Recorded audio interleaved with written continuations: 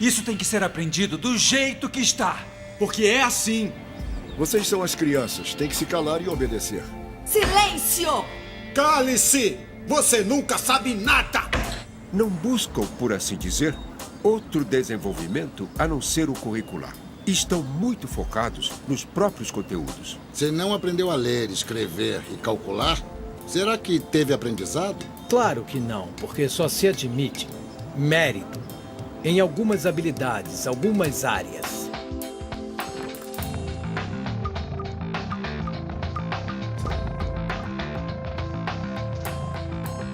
O conhecimento atual está fragmentado, porque a visão é parcial. Nós dizemos que nas escolas convencionais a aprendizagem é preventiva.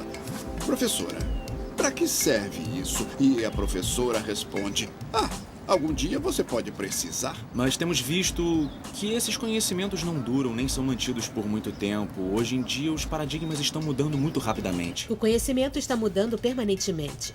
O que aconteceu foi que os sistemas educacionais não têm mudado tão rapidamente quanto o resto da sociedade. É aí que está a raiz do problema. Nas escolas normais e nas faculdades de educação, nos disseram que um objetivo é aquilo que é mensurável, quantificável e observável.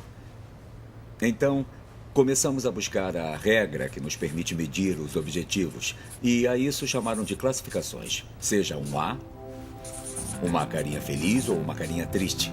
Mas a lógica sempre é a mesma. Comparar. Comparar o sujeito, sua aprendizagem, frente a uma escala padrão, que mede o quê? Se cada pessoa é única, singular e incomparável.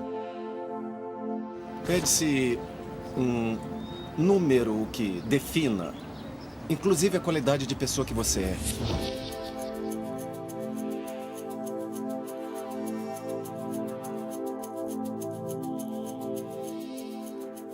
Então, por exemplo, crio conflitos de nível cognitivo. Vamos ver quem chega em primeiro lugar. Com isso, uns são ganhadores e os outros são perdedores. Toda vez que há perdedores, há alguém que se sente mal. É óbvio. As crianças são muito estimuladas a competir entre elas. Rosane, 10. Os melhores alunos recebem José, reconhecimento, 8. prêmios. Crianças que não vão bem nas provas são chamadas à atenção. 4. Em muitos casos, nem sequer são levadas em conta. Todo mundo fala de paz, mas ninguém educa para a paz. As pessoas educam para a competição e a competição é o princípio de qualquer guerra. Teoricamente, todas as leis de educação nos falam de objetivos de desenvolvimento humano profundo, valores humanos, cooperação, comunidade, solidariedade, igualdade, liberdade, paz, felicidade. E se enchem de palavras bonitas. A realidade é que a estrutura básica do sistema promove justamente os valores opostos. A concorrência, o individualismo, a discriminação, o condicionamento, a violência emocional, o materialismo. Qualquer ideia que se promova a partir do discurso é incoerente com o que a estrutura privilegia. Bem, apesar da escola teorizar e discutir sobre princípios e valores, ela os discute como conteúdos. Se eu venho de um paradigma fragmentado, onde o que me interessa é ensinar história, vou ver quanto de história o aluno sabe depois que eu lhe falei de história e o fiz ler um livro de história. E para mim, o aluno acaba aí. Não tem mais nada a ver comigo. Se o aluno sofre ou não, vem de boa família ou não, tem dinheiro ou não. Para o professor tradicional, o mais fácil é continuar fazendo o que fez durante muitos anos. Você quer ser medíocre a vida inteira? Ou o que aprendeu por tradição. Você já não é mais uma criança do ensino fundamental. Então ensinar vira simplesmente um processo de reprodução simbólico. Eu não quero ouvir uma mosca. Na Argentina, a imensa maioria das crianças neste momento diz que chato. Hoje é segunda e tenho que ir outra vez para a escola. Mas isso não é o pior de tudo. A imensa maioria dos docentes na Argentina diz o mesmo. Acredito que os professores atuais são filhotes do sistema. Não é que o professor nasça ou queira ser professor para ser bom ou mau. É o que o Estado lhe permite. Já chega! Vão ficar sem recreio! Ah, não. Não me diga que você tem problemas em casa. Como faço para educar a emoção dessas crianças, se no meu curso de formação de docente nunca me falaram uma só palavra sobre as emoções? Se continuarem falando, eu vou separar vocês, hein?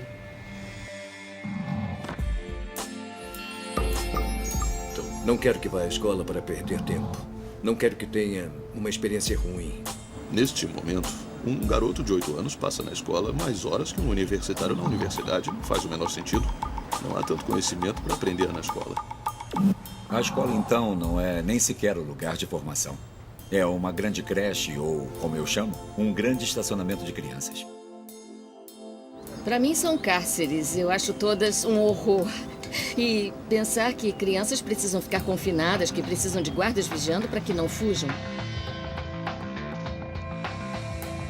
E então, cada vez mais as confinamos. Cada vez colocamos muros mais altos. Os muros podem ser de tijolos ou de árvores. De qualquer forma, são muros que isolam, separam.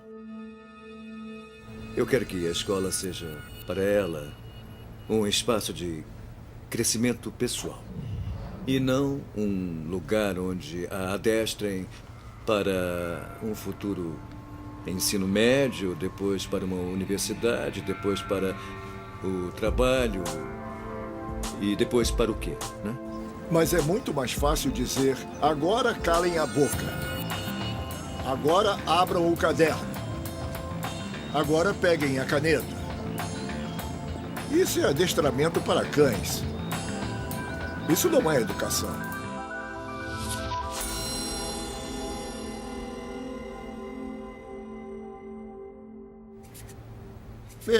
Bom, na realidade, o que eles me dizem é que estavam pensando em ler esse texto na festa. É um rascunho, só isso. Não é rascunho, não. A gente vai ler o texto assim. Não, do Martim. jeito que tá. Há palavras muito agressivas aqui. E a gente não pode se atacar gratuitamente. Olha, se vocês estão se sentindo atacados, tem um motivo. Não, peraí. Diretora, o que fizemos foi simplesmente fazer um dever que o professor passou. Alicia, foi por isso que eu Exatamente. disse que era só um rascunho. Eles vão suavizar o texto, né? Não, a gente não vai suavizar nada. Mas- A gente vai ler exatamente Martim. como tá. Não dá pra suavizar. Não. Martim, isto, assim como está, é uma falta de respeito. Ah, desculpa. Esqueci que dizer o que pensa é falta de respeito.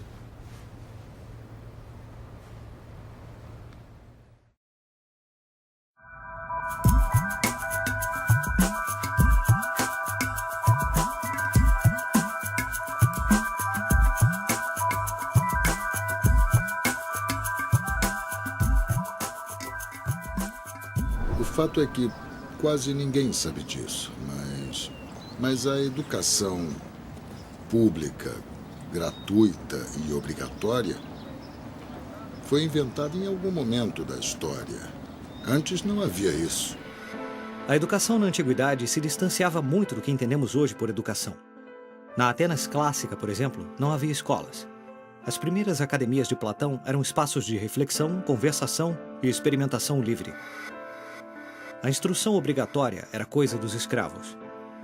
Por outro lado, a educação em Esparta era mais parecida com uma instrução militar.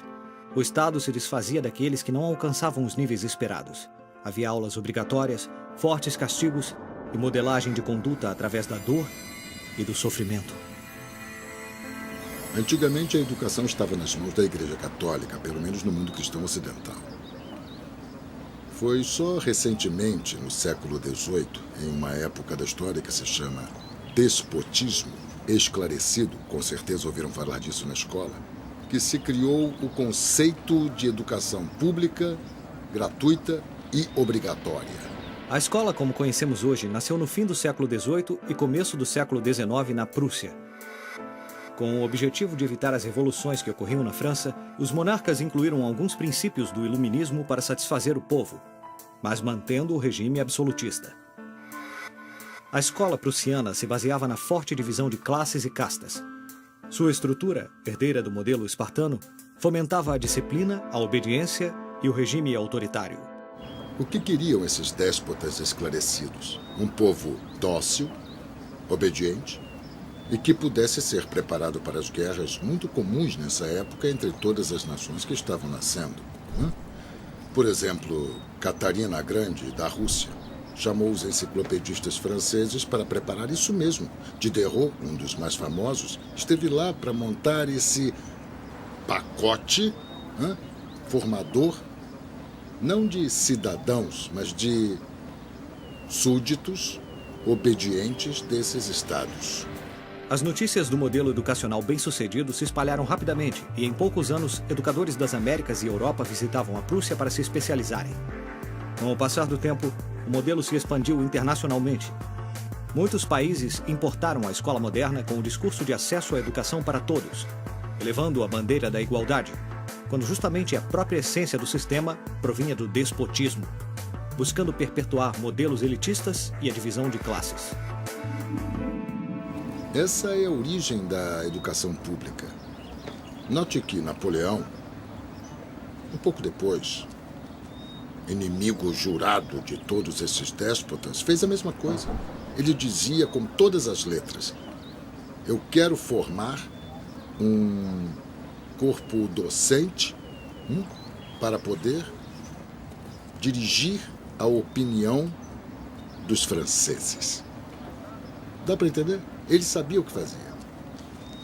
E isso funciona, sabendo ou não sabendo, até os dias de hoje. A escola nasce num mundo positivista, regido por uma economia industrial. Portanto, busca obter os maiores resultados observáveis, com o menor esforço e investimento possíveis, aplicando fórmulas científicas e leis gerais. A escola era a resposta ideal à necessidade de trabalhadores. Foram os próprios empresários industriais do século XIX que financiaram a escolarização obrigatória através de suas fundações. Onde coloca os filhos dessas pessoas para que possam trabalhar? Como educamos para que aprendam a ler? Como criamos operários inteligentes? A educação continua sendo a mesma, uma ferramenta para formar trabalhadores úteis ao sistema e uma ferramenta útil para que a cultura permaneça sempre igual e sempre se repita. O que significa conservar a estrutura atual da sociedade. A escola foi complementada por pesquisas sobre o controle da conduta, propostas de utopias sociais e até teorias de superioridade racial. Não é de se estranhar que os primeiros estados com o sistema prussiano ou similar foram, com o passar das gerações, focos de xenofobia e nacionalismo extremos. O modelo de produção industrial em linha de montagem era perfeito para a escola. A educação de uma criança era comparável à manufatura de um produto. Portanto, requeria uma série de passos determinados numa ordem específica, separando as crianças por gerações em graus escolares.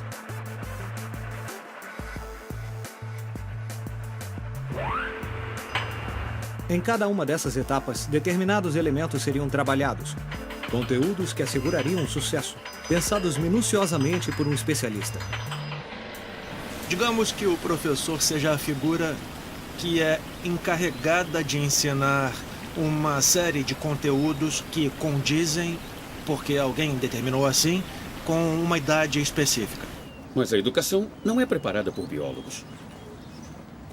E, curiosamente, muitas vezes também não são educadores que a preparam. São administradores. São pessoas que não dão aulas. Nesta linha de montagem, uma pessoa estaria a cargo de uma pequena parte do processo, insuficiente tanto para conhecer o mecanismo na sua totalidade quanto as pessoas em profundidade. Um docente por ano, por matéria, a cada 30 ou 40 alunos, chegando ao ponto que o processo acabe sendo meramente mecânico. A educação, como estamos vendo hoje, é administrativa. Alunos que chegam, professores que dão aula, alunos que se vão, professores que se vão e no dia seguinte repete-se o ciclo.